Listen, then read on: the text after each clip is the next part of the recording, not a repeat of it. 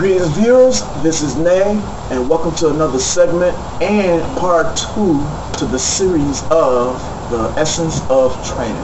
You guys can go back through my archives and view part 1, or you can just enter Ask Nay, the essence of training. In this video, I am going to start and pick up where I left off in video number 1, and I'm actually going to read the question which actually catapulted the series. And the question is, hey Nay, I just started biking and it's honestly my legs are burning and my knees are popping. Do you know of any exercises I can do at home to help strengthen my legs? Yes, I do. And like I mentioned in video number 1, I'm going to approach each issue in the order that you presented them.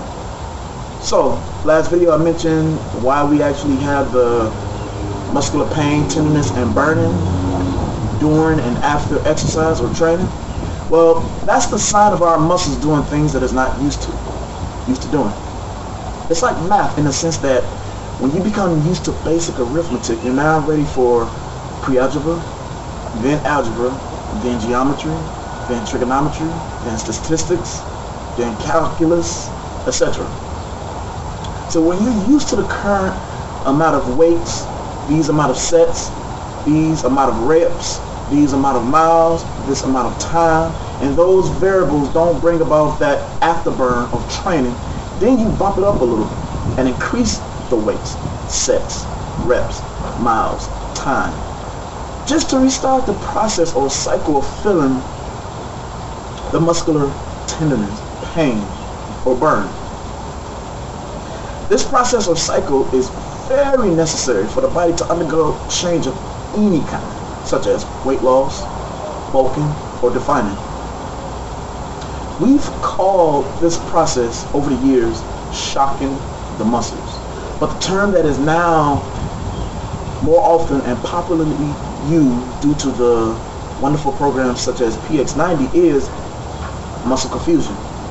And this is the process of changing exercises or routines or increasing the weights, sets, reps, etc.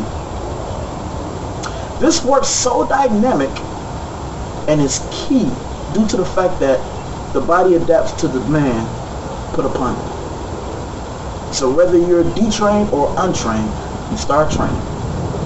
And at first it's quite difficult until the body adapts.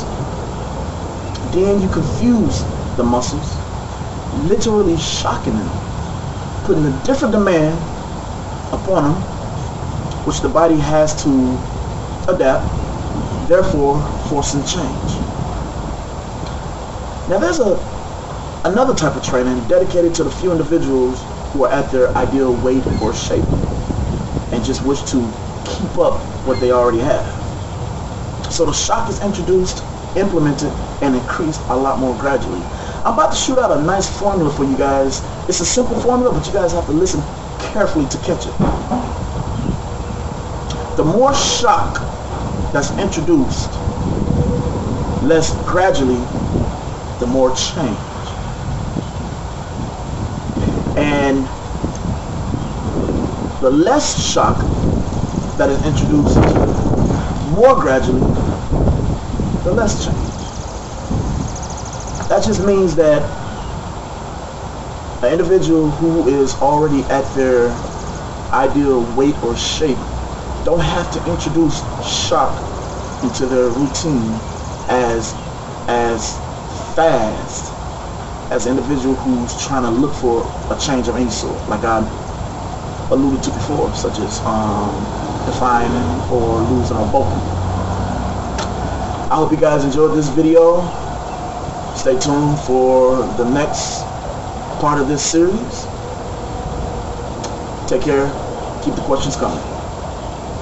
Peace.